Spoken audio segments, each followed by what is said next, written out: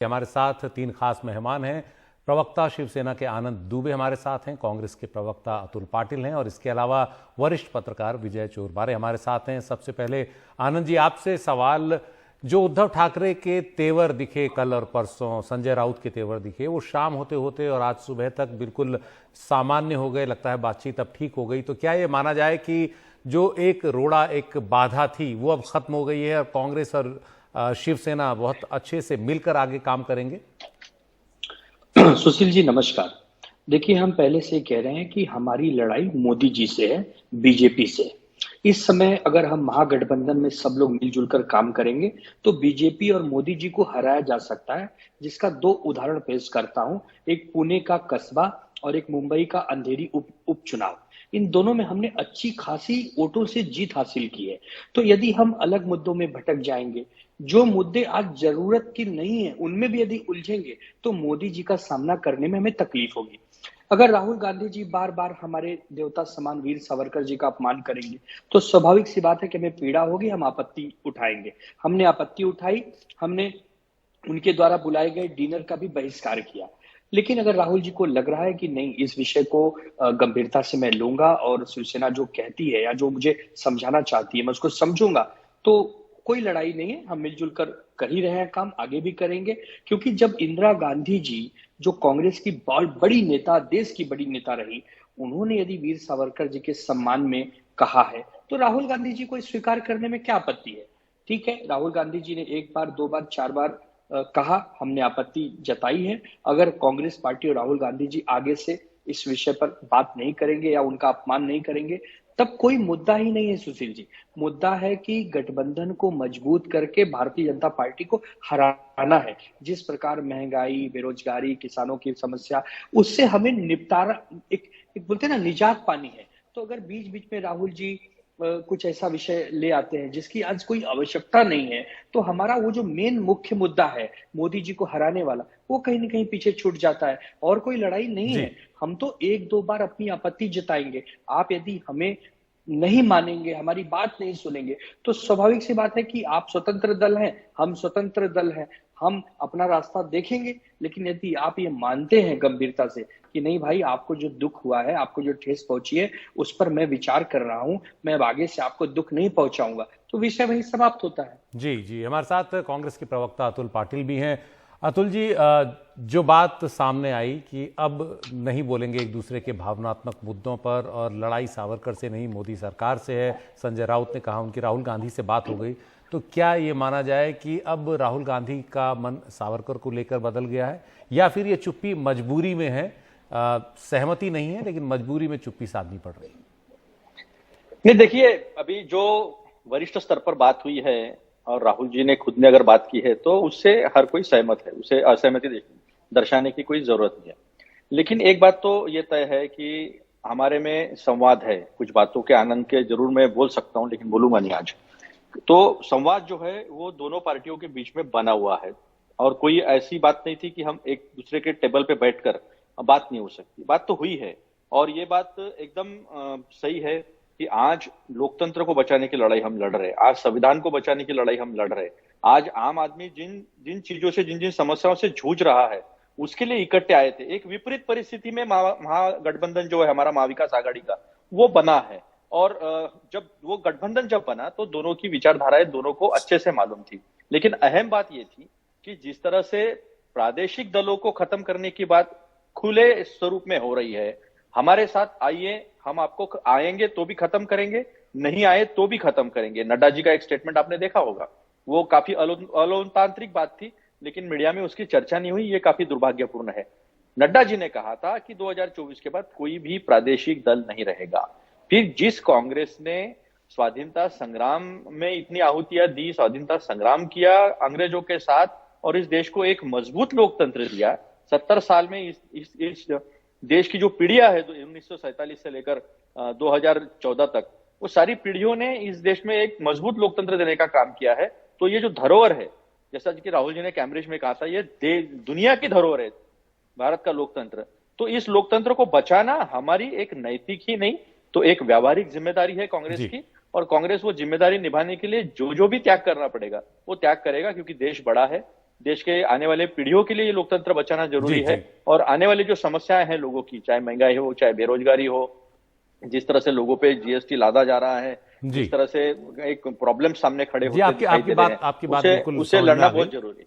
जी, मेरे साथ वरिष्ठ पत्रकार विजय चोरमारे भी हैं। विजय जी, आपने सुना दोनों ही पार्टी के प्रवक्ताओं को।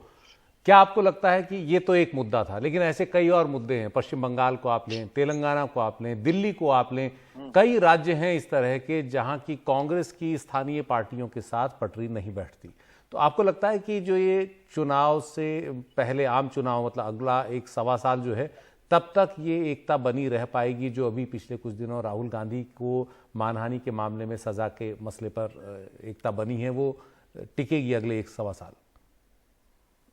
सुशील जी, अगर विपक्षी एकता की बात करें तो मुझे लगता है कि ये एकता आगे तक नहीं जा सकती, क्योंकि इसमें जो विपक्षी नेता है, ममता बनर्जी हो, केसीआर हो, और कोई नाम ले सकते हैं, मगर इनके अहंकार इतने बड़े हैं कि वो कांग्रेस के साथ या और किसी भी पार्टी के साथ एक साथ आने के लिए और बीजेपी के खिलाफ लड़ने के लिए तैयार नहीं होते।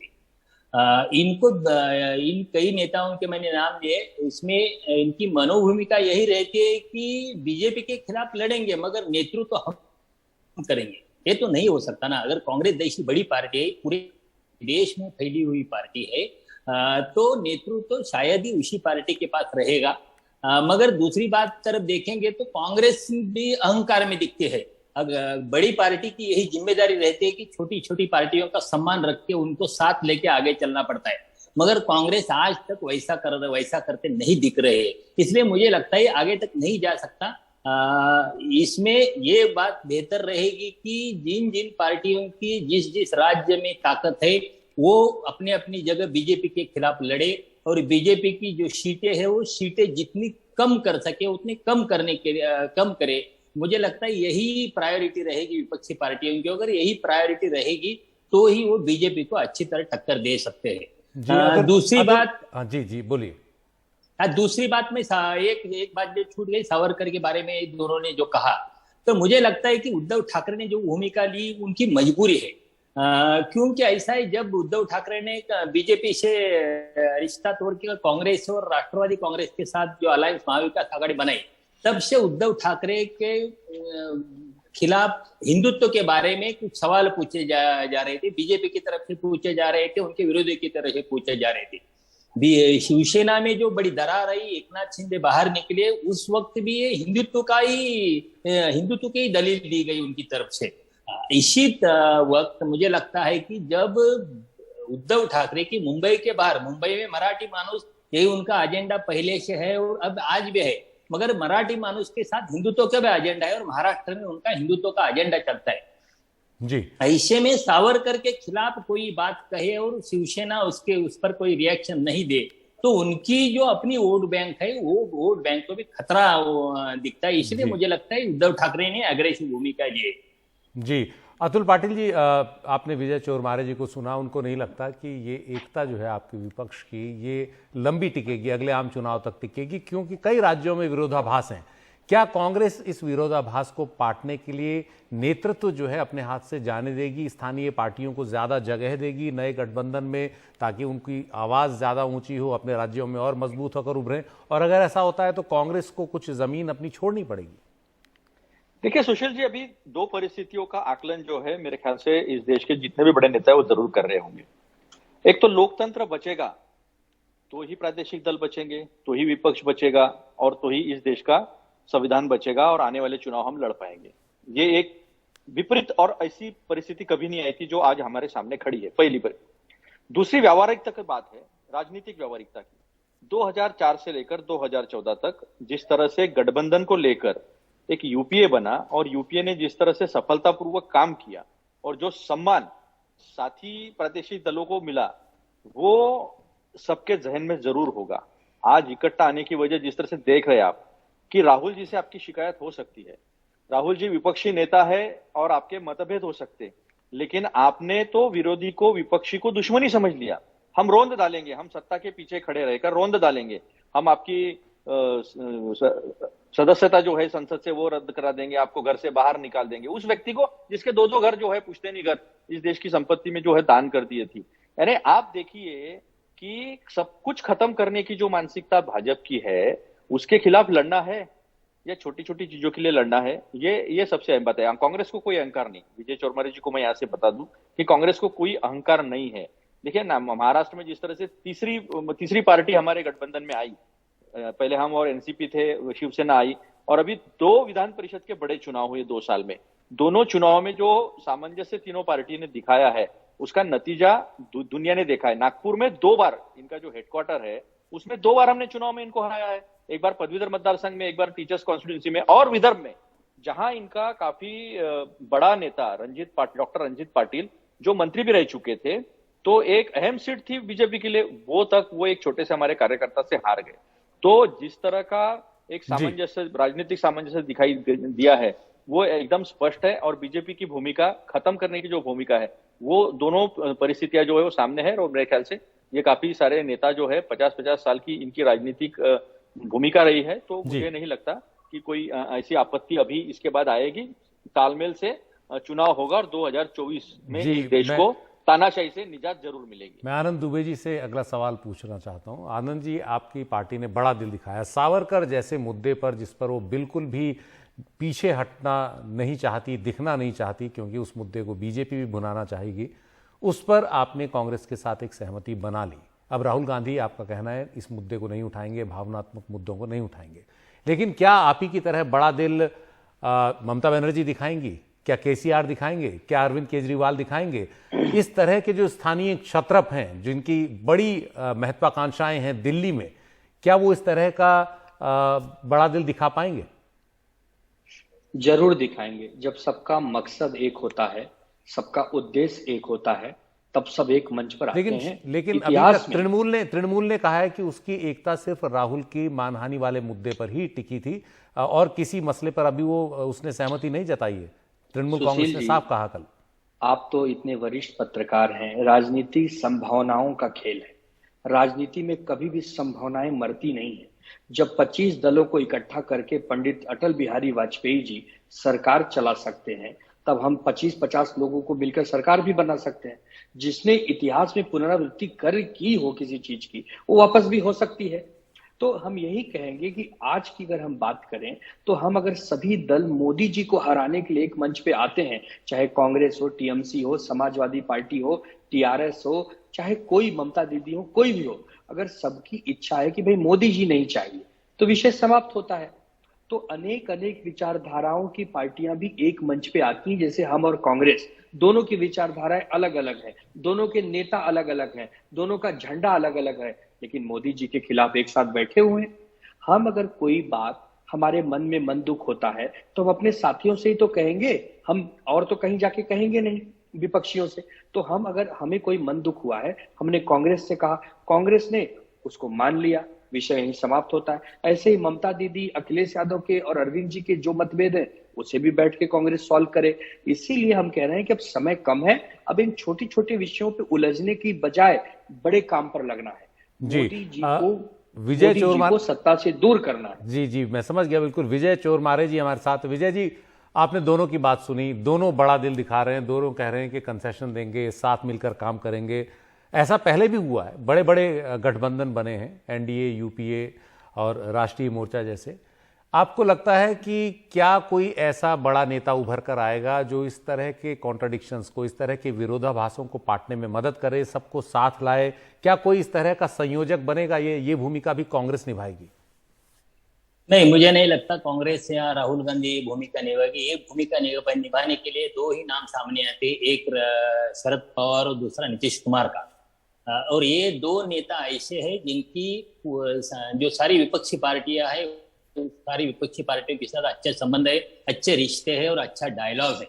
ये 2 नेता आगे आएंगे और सबको इकट्ठा करके टारगेट बताएंगे कि हमको बीजेपी को हराना है। तब मुझे लगता है ये गठबंधन आगे जा सकता है।